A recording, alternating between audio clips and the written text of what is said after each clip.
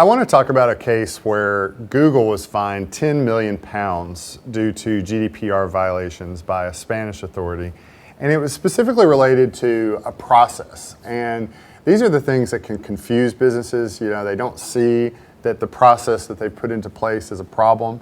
And it's helpful to get legal advice, to get privacy professionals to help you go through these kinds of exercises to understand when a process might have a flaw in it.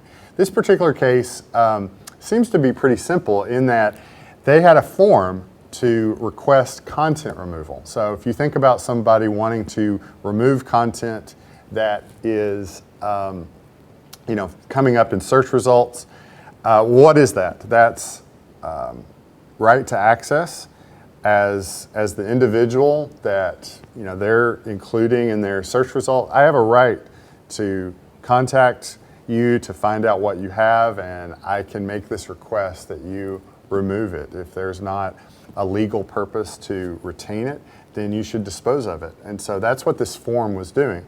But the form forced the requester to accept the transfer of this request to a third party.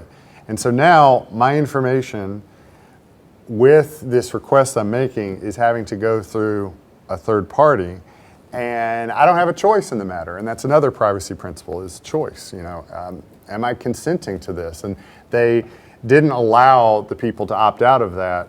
They, in order to submit the form, you had to accept the fact that this content removal request was going to go to a third party. And so that resulted in a 10 million pound fine. And I think it points out to us that we need to look at our procedures and we need to look at our practices in that way in order to understand when we might be violating a privacy principle.